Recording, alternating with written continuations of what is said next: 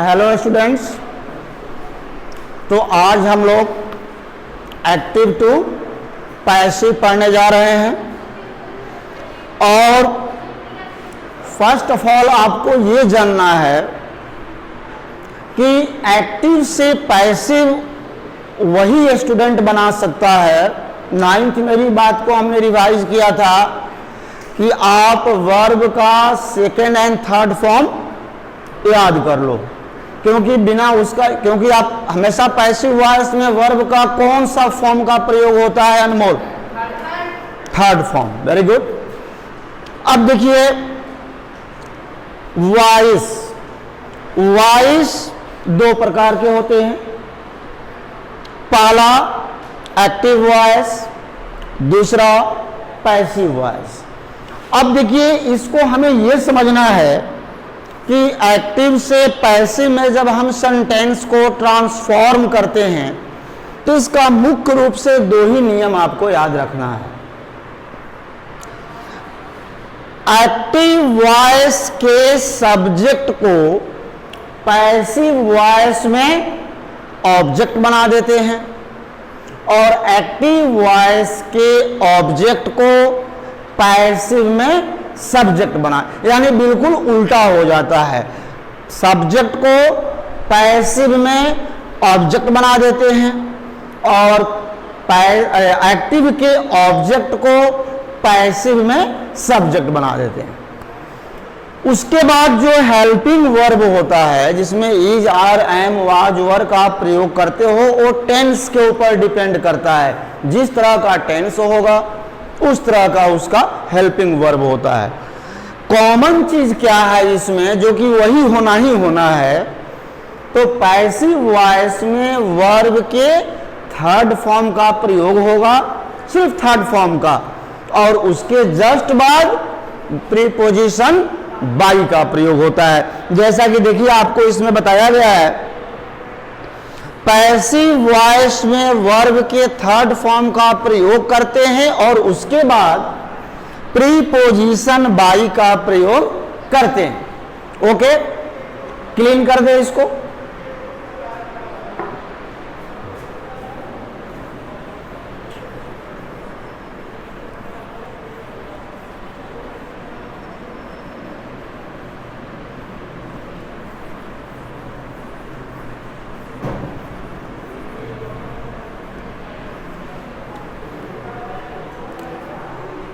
अब देखिए आपको जितना सबसे सरल तरीका हो सकता है समझाने का, मैं उस बेस से समझा रहा हूं।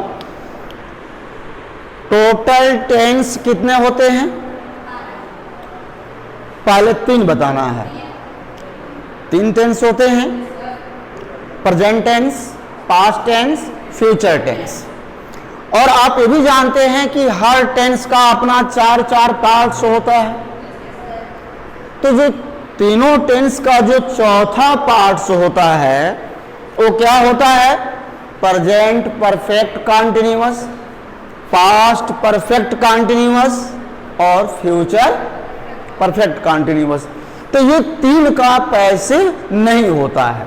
अब बचा कितना? 12 हो गया। 12 में से 3 निकल गया तो बचा 9।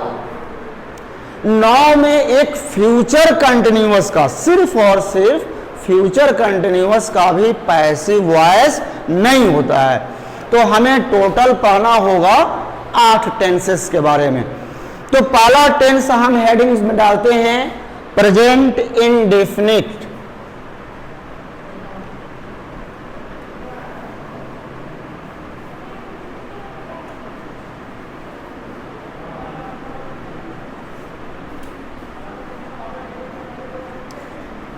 देखिए प्रेजेंट इंडेफिनिट टेंस में पहचान सब आप लोग जानते हो। इसको हेडिंग डाल दीजिए और इसके नीचे आप लिखना शुरू करिए।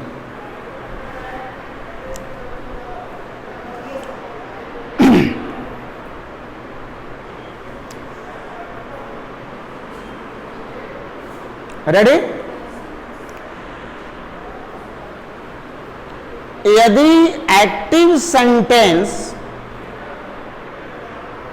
यदि एक्टिव सेंटेंस ना लिखो, वॉइस ही लिखो। यदि एक्टिव वॉइस का सेंटेंस प्रेजेंट इंडेफिनिट टेंस में रहे, प्रेजेंट इंडेफिनिट टेंस में रहे, तो पैसिव में,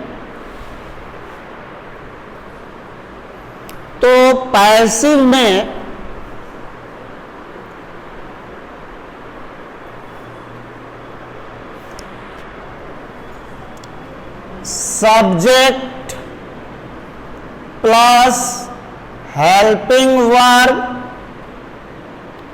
plus verb 3 plus by plus object का प्रयोग किया जाता है, का प्रयोग किया जाता है।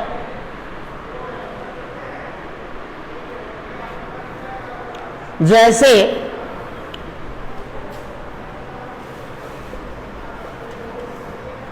he writes a story, he writes a story। अब देखिए इसमें ही सब्जेक्ट है, राइट वर्ब है और अ स्टोरी ऑब्जेक्ट है।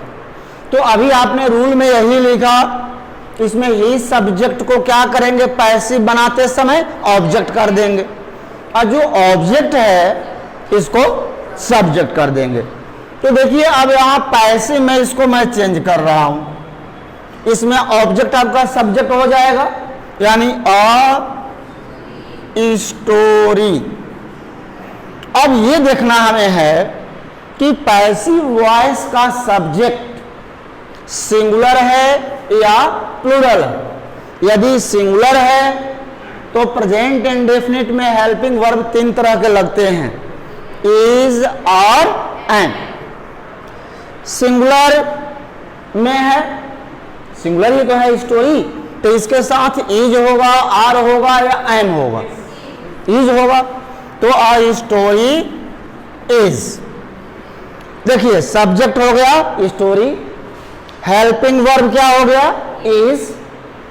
अब क्या है, वर्ब 3, यानी राइट का थर्ड फॉर्म रिटेन। रिटेन के बाद वर्ब के थर्ड फॉर्म के बाद क्या लगाएंगे, बाई। बिल्कुल आसान है, स्ट्रक्चर पर रखते जाओ। बाई और ही नॉमिनेटिव केस है, तो ही का ऑब्जेक्टिव केस क्या होता है, हिम होता है, बाई हिम हो गया, बाई हिम। देखिए बन गया। किसी को कहीं डाउट है तो you can ask me again, पूछ सकते हो। किसी को डाउट नहीं है, वेरी गुड। तो अब जो मैं बोल रहा हूं उसको आप लिखते चलो, मैं भी लिखूंगा यहां 2-3, ज्यादा नहीं। अच्छा मान लीजिए इसमें निगेटिव रहता है, पहले से मान लो कि निगेटिव दे दिए, तो उसमें आपको कंफ्यूज नहीं होना है। देखिए जैसे यहां पर है एवी में सी डज नॉट प्ले हॉकी। अब बस इतना ही है कि इसमें नॉट लग गया है, तो इसको जब पैसिव में आप करोगे तो क्या बनाएंगे,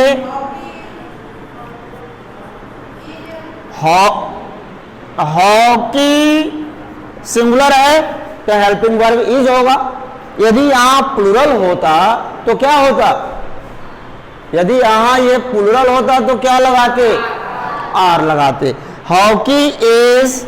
अब देखो यहां डज हेल्पिंग वर्ब है ना, उसके बाद नॉट लगा है, तो इज के बाद भी नॉट लग जाएगा। तो हॉकी इज नॉट, प्ले का थर्ड फॉर्म प्लेड, फिर बाय और सी का ऑब्जेक्ट है, बन गया। अब आप नेक्स्ट लिखिए।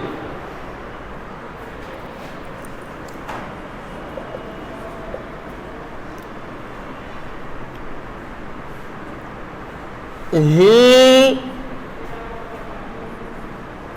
helps me.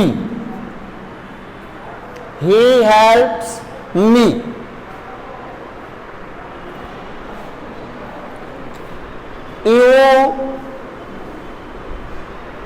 You read a newspaper. You read a newspaper. We eat, E-A-T. We eat banana.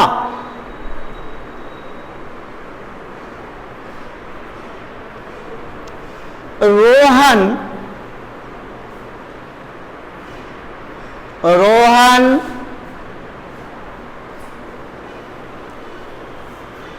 buys, B-U-Y-S. Rohan buys the books.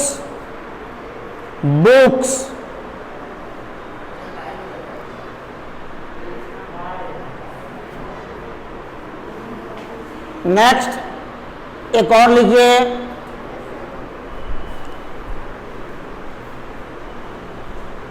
I complete my work. I complete my work. एक not वाला भी लिख लो, they do not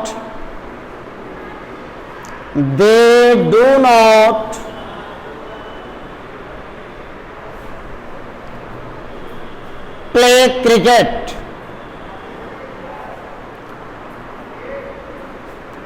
okay, अब आप इसको बनाइए।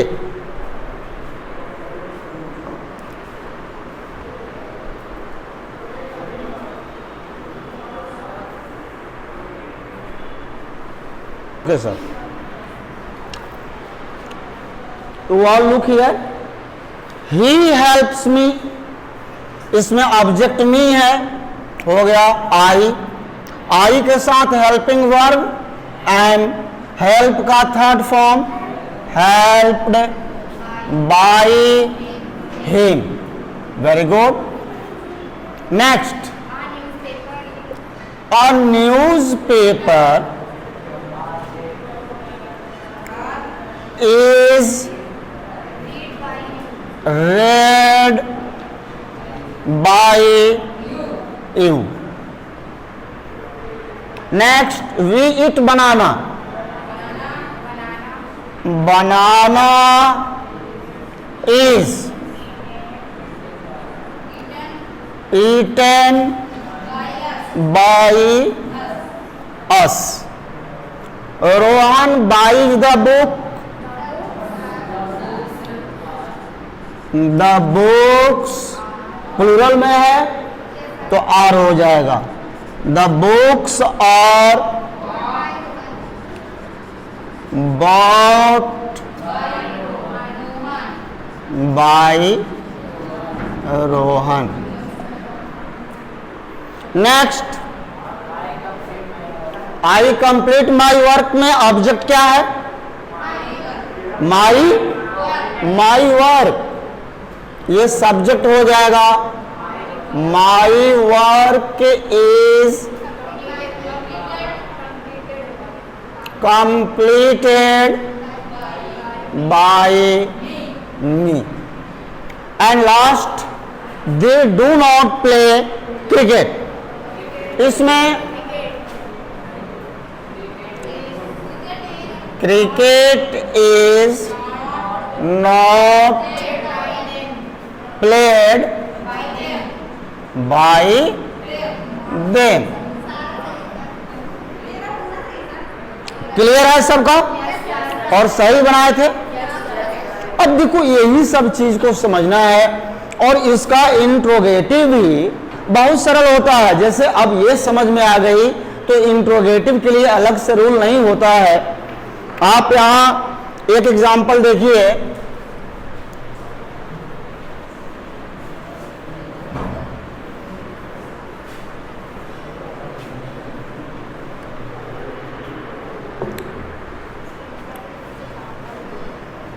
Do you speak English? Do you speak English? अब देखो इंट्रोगेटिव सेंटेंस का मेन पहचान क्या है कि हेल्पिंग वर्ब पहले आता है। तो जब एक्टिव वॉइस में हेल्पिंग वर्ब पहले होगा तो पैसिव में भी पहले ही होगा। अब देखो इसको जरा समझो, डू यू स्पीक इंग्लिश, इसमें ऑब्जेक्ट इंग्लिश को जब हम पहले लाएंगे तो इंग्लिश तो सिंगुलर है, तो इस डू को हम किस में बदलेंगे? हाँ, इज में। यदि ये यहां प्लुरल होता तो डू को आर में बदलते। यदि यहां मी होता तो मी का आई होता है, तो आई के साथ तो एम लगता है, तो डू के साथ एम हो जाता है। तो अभी जैसा सिचुएशन आपके सामने है, इंग्लिश सिंगुलर है, तो यहां डू को हम किस में बदल देंगे? इज। Is English. अब देखिए इज इंग्लिश, स्पीक का third form spoken by you. You का ऑब्जेक्ट भी यू होता है और क्वेश्चन मार्क लगाना ना भूलना। जैसे यहां पर है does he,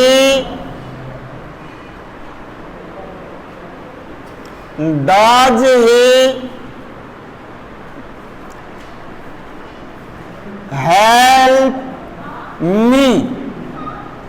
does he help me? तो देखो अब यहां मी है, अब ये सब्जेक्ट बनेगा तो आई होगा, तो आई के साथ तो एम होता है, तो ये डज के स्थान पर एम हो जाएगा। Am I helped by him. यदि वाक्य में या पैसिव एक्टिव वॉइस के सेंटेंस में क्वेश्चन वर्ड रहे, जैसे क्वेश्चन वर्ड में दिया है why do you play cricket? Question mark. कहता है कि why do you play cricket? इसका पैसिव बनाना होगा तो आप जैसे बनाए हो ऊपर सेम हो ऐसे ही बनेगा। क्वेश्चन वर्ड अपने स्थान पर होता है। देखिए व्हाई, इसके बाद में डू है, ऑब्जेक्ट क्रिकेट है, तो डू का स्थान पर is. Why is cricket played by you? And question mark लगाना नहीं भूलना है। तो देखिए इतना आपका आराम से समझ गए, यही है प्रेजेंट इंडेफिनिट। अब इतना ही से काम नहीं चलने वाला है, यहाँ आपको समझाया गया, कुछ एग्जाम्पल बताया गया है। अब घर पर इसी के आधार पर बुक से या जहां से भी आपको मिलता है एक्सरसाइज, कम से कम 10 एक्सरसाइज अपने से लगाओ। फिर भी कहीं कंफ्यूजन होती है तो उसे मैं फिर बताऊंगा। Okay, thank you. कि मान लीजिए कि अभी तो आपको इंट्रोगेटिव बताया गया है, अब इसमें इंट्रोगेटिव के साथ साथ निगेटिव भी हो तो कुछ नहीं करना है। जैसे यहां पर इज के बाद नॉट लग जाएगा, जो भी सहायक क्रिया होता है उसमें वहां पर। अब देख लीजिए आप, जैसे है why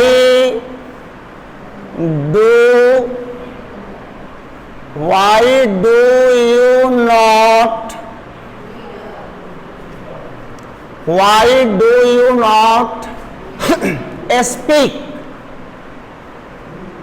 English, why do you not speak English. अब इसको जब बनाएंगे तो क्वेश्चन वर्ड तो अपने जगह पर आएगा, वाई। अब देखिए ऑब्जेक्ट इसमें इंग्लिश है, तो इस डू को किस में बदलेंगे, इज में। Very good. तो वाई इज, अब देखिए यहां क्या है, यू है ना, तो लेकिन अब यहां सब्जेक्ट क्या आएगा, यू की जगह पर इंग्लिश आ जाएगा, क्योंकि आप ऑब्जेक्ट को सब्जेक्ट बनाओगे तो वाई इज इंग्लिश। अब देखिए यहां सब्जेक्ट के बाद नॉट लगा है एक्टिव में, तो पैसिव में भी सब्जेक्ट के बाद नॉट लगा देंगे। नॉट स्पीक का third form spoken by you, फिर question mark. Okay, thank you.